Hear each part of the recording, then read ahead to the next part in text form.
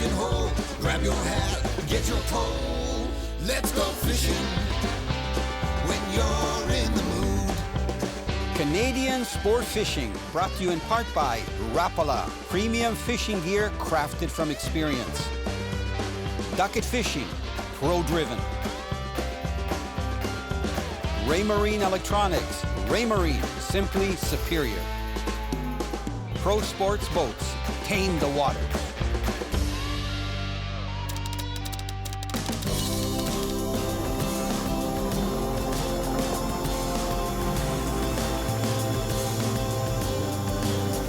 You know what? This is amazing. Some fishermen are just diehards. That wind is howling. We're getting into late November, and we're out here trolling. And this is where I could really use Aldo Nava's help. I'm running these bait casting outfits that have been designed for gear fishing, for walleye, and also for trolling, and they're working really well. You talk about multitasking. Just want to get a look at this fish.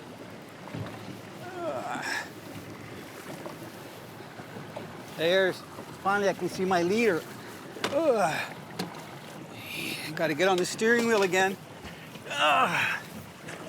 You know, even though I fish a lot, it's always an experience. There. Nice walleye. I can't really stop the boat because I've got the other planer board out there. Look how gorgeous that colored fish is. Isn't that gorgeous? Beautiful. That's a November walleye. You know, we're fishing here in the eastern basin of Lake Ontario, and there's lots of boats out, and it's really, it's a wading game and covering a lot of water. We're actually fishing like over 120 feet of water. So let me get my pliers. I want to get this guy back in the water pretty quick. Isn't that a nice walleye? Beautiful fish. I love the markings, nice and healthy. You know, you have to be diehard to be out here. This morning it was about -6. There was frost over everything. It was so cold. I'm glad that it warmed up. This guy, even though I had him out for a little bit, because the water's cold, he's probably going to revive pretty quickly. So I'm just going to let him get a little bit of oxygen over his lung, over his gills. And in a minute, as soon as he's righted up, he's going to be taking off here. Oh, he's ready. Look at, nice walleye, ready to go. There he goes, gone. So what we're doing, we're actually trolling with body baits. I'll show you the body bait that I had on here. These walleye, even though the weather's cold, are feeding quite heavily. So this is the crankbait that I'm using. You can see it's got a pretty long lip. It's designed to go down to about 30 feet. And look at the color. I've done really well with this color in the past. So all I have is a snap on there. I don't have a snap swivel. And then a fluorocarbon leader.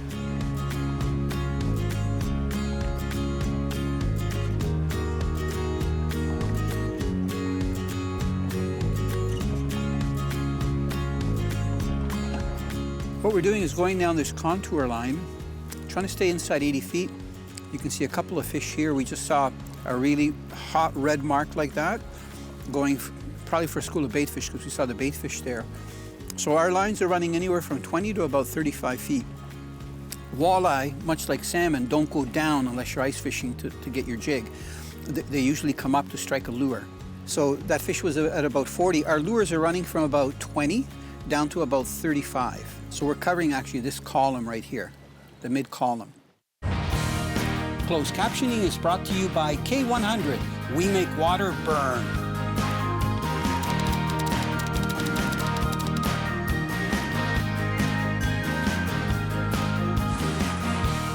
Wow, what a change in weather. I had to get suited up with my ice suit because the temperature was so cold. We're in a section now where the wind isn't so bad. So at least I can run the electric. I'm not fighting the wind, and my strategy is to go downwind to troll here. You can see there's a boat right out behind me here. I've only got my first board set up, Now, all of the lures that we're using are like natural colors. I've got one that's like a brighter chartreuse, but this time of the year, these walleye are feeding on pretty large bait fish. So you can see the size of that lip on that lure.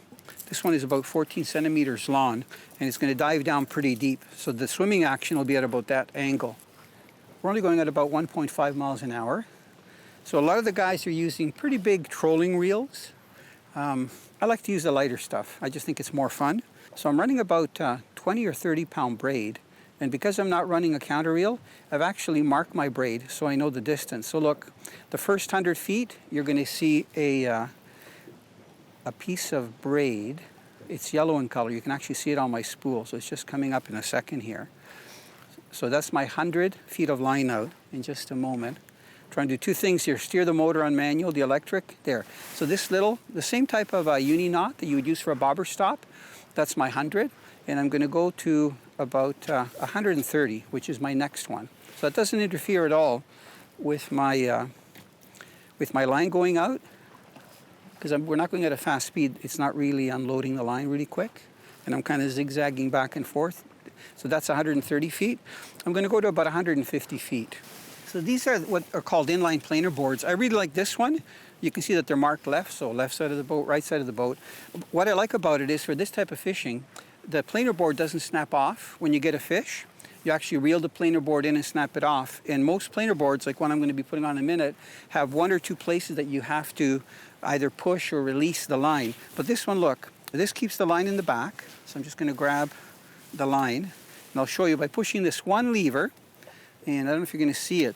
This comes up right here, and also this release comes up. See it right there? If I let the button go, see how that tightens? It's on a spring system. So if I go like this, I'm going to hold it upside down because it's got that pin in there. And I'm going to slide the other line right here. I'm going to push the button down, and I'm going to slide the line in there. And it's rigged. That line won't go anywhere. And you know, braid is pretty slippery. So when I bring it in, all I do is push that one lever down, and it'll release it. There's no real rule. We're going at about 1.5 miles an hour. And I'm just going to take it off my guidance system and use it manually. The boards aren't exactly at this speed out the side, you know, so you can see the one board in the back behind me is lagging back a little bit. It's off the stern of the boat. So I'm going to try to go about the same distance. It's going to be back out there. And then the next one that I'm going to put in on the right is going to be half the distance in. So that's good right about there. I'm going to make sure that my drag isn't too tight. So that's good. I'm going to put it in the rod holder. And you know what? For this fishing, because we're not going too fast, I don't have to lock it in. So that board is there. You can see the way the rod is moving. That doesn't mean that I have a bite because that rod's going back and forth. People get all excited, go, oh, I saw it jump. And don't worry, because especially when there's waves, you see it jumping. When a walleye is on, I call that the line is loaded. So just the rod's going to be back, and sometimes back really far. And it's not going to come back up because you got a walleye on there.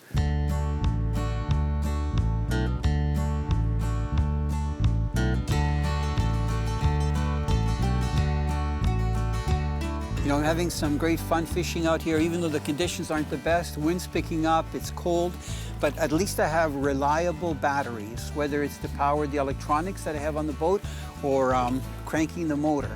So one thing that I didn't realize was that you can get a lithium battery, and as you know, lithium is probably the most advanced technology for power when it comes to having portable power and renewable power that you can recharge. So this year what I've done is I've outfitted the boat with three lithium batteries. You can see the one lithium battery that's down there. That's the actual cranking battery, which is kind of nice. So what I have is a major on-off switch right there. It's like a fuse right there when I don't want the battery to be engaged or when I'm letting the boat sit for a while. And I don't have to worry about charging that battery because the motor will actually charge the cranking battery when I'm running at 4,000 RPMs or higher. But I find that the lithium technology, number one, the batteries are a lot lighter, 50% lighter than the acid core batteries, and they deliver a lot more power. And especially to crank a 150 outboard like that outboard that's there, perfect. I don't have to worry, and I know that I've got reliable, renewable power on demand.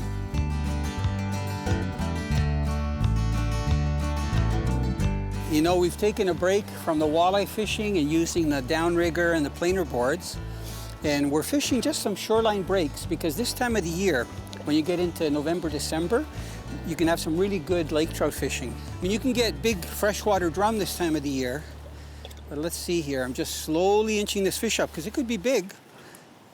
You know, it could be over 10 pounds, which to me is a good-sized lake trout. People pay big bucks to go like to the Northwest Territories and catch lake trout like this. And right here in Lake Ontario, you can have some amazing, actually the different Great Lakes, some amazing lake trout fishing. Notice that I've got a length of line out. I don't want to be, I don't want to have the lure too close to my rod tip because I need to leverage the fish in. I just don't, this is going to be, oh yeah, that's a good fish. And I got the rod holder on the other side. Let me just get this guy in the boat. And put him on that nice decking. And because the water's cold, I can take my time. I'm gonna just put this in the rod holder.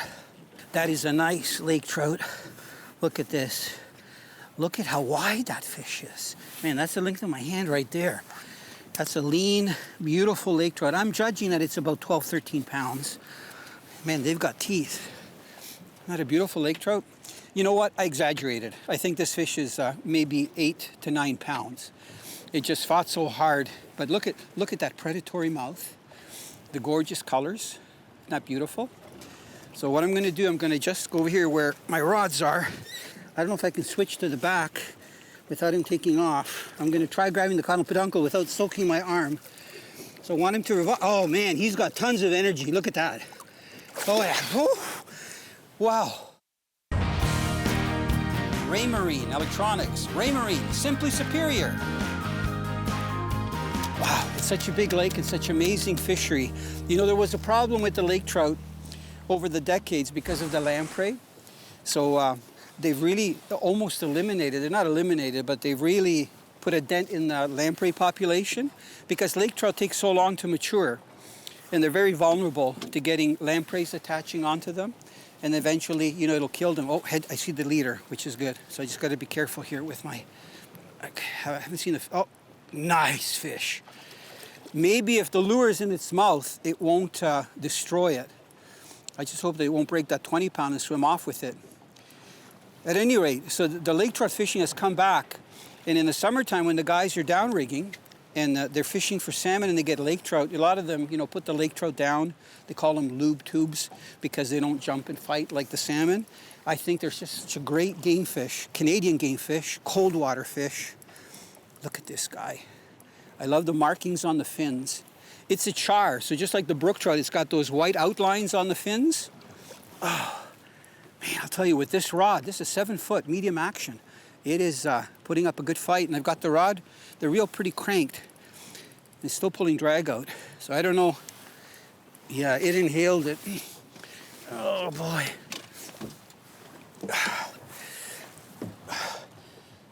I'm glad that wind, you know, we get gusts every once in a while. I'm glad that right now it's not blowing hard, so I can control things. I don't want to drop that net in the water. Where's my net man? Mike Borovic. He's probably netting Linda's walleyes. You know what? They've got such deep sides. Look, it's hard for me to turn it. Come on, I got to get it in head first. Come on. It's a nice deep net, and that fish is in there. I'm going to hold it in the water. Thank goodness for the rod holders, because I'm going to put the rod right in there, give myself some slack. And of course, the line is tangled up at the tip. Keep him in the water here because I want to release him. Okay, still caught her on the tip. Oh man, he ate it. Okay, throw that over the side. Try to. Nose is running. Look at how deep that fish is. Can you appreciate the colors on these guys? They're gorgeous, and you can see the white on the tips, especially of the right here, the anal fin, the pelvic fins. They're just like the brook trout. Gorgeous fish. Okay, I'm going to gently get him over the side. If you hear me huffing and puffing, I'm not I'm not hemming it up, trust me. Ooh, cold water. Gorgeous. You beautiful predator, you. I'd kiss you, but I don't want to get him in. One of the laws in Ontario after November 1st, and maybe in the US as well, you have to wear, not just have in the boat, your personal flotation device. So I just want to tell you a little bit about the suit. This is a suit that I use for ice fishing as well. It's very lightweight. It has special seals on the legs and around the arms so that it doesn't allow water to rush in really quick if you were to go in the water. Maybe 15 years ago, I actually went in the water on purpose. I floated on my back. We have the YouTube video. In January, it was like -10 or -15 Celsius. And I wanted to do a test. And 2/3 of my body was floating with this suit. So I actually could turn around and I could swim back to shore. And then, of course, I had to get changed really quickly because it was freezing out. But I'm wearing a flotation suit. The padding in the knees and in the arms and the back and the rear end is all a special foam. So it's excellent. So look, if you're going to go out in this weather, you can have fun because a lot of, where we fish in Lake Ontario, you can fish all year. You can fish the Niagara River for steelhead, brown trout, many places. And even at the eastern end of Lake Ontario, like we've been getting the walleyes and so on. But you got to dress warmly, respect the water because it can be so dangerous. Rod Runner Canada, grab and go fishing.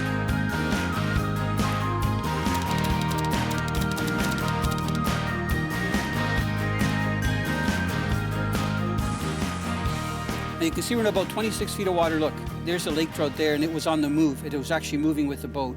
So I'm fishing about the 20, I'm going to say 18 to like 30-foot break. There's more fish on the bottom. There's some scattered bait fish here. The water temperature's in the 40s. So unlike fishing for the walleyes, where we were fishing, trolling with the downrigger, and in the boards, there's another lake trout here. And we were fishing 70 to about 140 feet of water, but only down about 15 to 40 or 50 feet down with the downrigger. These lake trout are a lot shallower. And it's because they spawned in the fall, and now they're starting to feed really heavy on those shoreline breaks wherever they can find bait fish. So just using the crankbaits that we are and getting that lure even down, there's a 10-foot mark, 10, 12 feet is enough for those lake trout to come up and just smash it. And you don't need a long lead.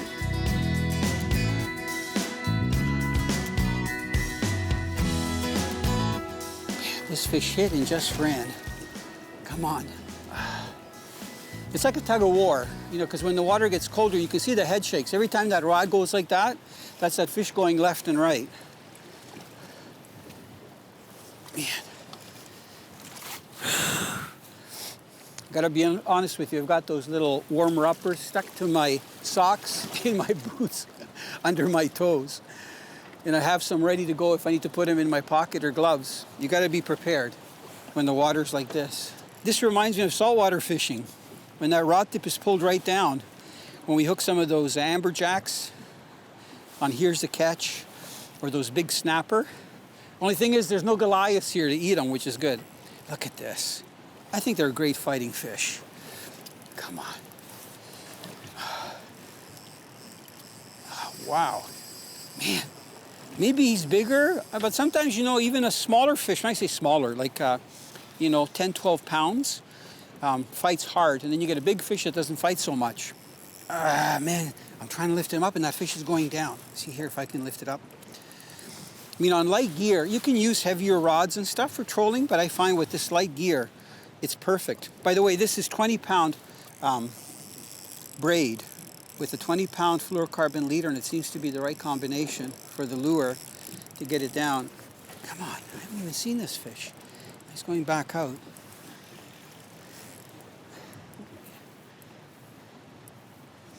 You see, I'm using my hand because I let the drag off a little bit in case it head shakes, hopefully to protect the lure. So I'm using my hand to just put a little bit more pressure when I lift, but if it wants to run, I'm going to take my fingers off it. Sometimes it's a good idea because I use my drag pretty tight so that I get a hook set if I don't jump on a rod right away when a fish hits. Okay, I see it. Yeah, look at the air bubbles coming out. That is a thick fish. He's got that lure in the side of his mouth. Hope he doesn't destroy it. Look at how wide that back is. Man, that is a thick fish. Come on, this way. Oh, wow. You know it's a big fish when he's sticking out of that hoop net. Okay, he is safe. Good thing I got the camera case here, pliers here, and yeah, this guy's a little heavier than some of the other ones. And he's just as cold. Don't wreck that lure. I'd like to fish it some more because that color seems to be working. One hook came out. Okay, don't mind me. I'm just going to support this fish on my elbows. It's a gorgeous lake trout. I'm amazed at how deep these fish are. You know what? It's hard for you to hold it up with one hand. Get that braid off there. Okay. This old man getting these fish in this cold weather. Man, they're beautiful here. Let me just, isn't that a gorgeous fish? Look at that big dorsal fin. It's like a sail. I think they're just, I gotta do it. I gotta do it. Here you go. Oh, you beautiful thing, you. Man, what a fight. And to get him in this cold weather, to be the only one, as far as I know, in this part of the lake going for them, it's wonderful. Okay, I'm gonna get this guy back in the water. What a gorgeous fish. Oh, oh. Tell you what, it's a workout. He's been grabbed by the caudal peduncle. Oh, wow. Here, I'll switch hands. I don't care if I get wet. Look at that sunlight glistening off this guy. He is so wide. They're gorgeous fish with that big dorsal fin. No wonder they have so much power, right? Look, one more look before I release it. Gorgeous, beautiful fish. Okay, I'm gonna just extend him out. I mean, he should have lots of energy. Cold. I'm trying to face him into the waves. Are you ready, my dear? Or big boy, whatever you are. Come on. I want to make sure he's revived before I let him go. Oh, that went a little bit up my sleeve. Are you ready? What do you like payback? For that long fight? Okay, I can't hold on to him any longer. That water's too cold. There he goes. Beautiful. Oh. Canadian Sport Fishing, brought to you in part by Rapala, premium fishing gear crafted from experience. Ducket Fishing, pro-driven. Raymarine Electronics, Raymarine, simply superior. Pro Sports Boats, tame the waters. You know, this is amazing. We're so blessed in Canada, especially in Ontario, that we've got so many multi-species. You know, I'm hooking these lake trout. Earlier we were fishing for walleye. Before that I was fishing for smallmouth bass because the smallmouth bass fishing can be excellent in the fall.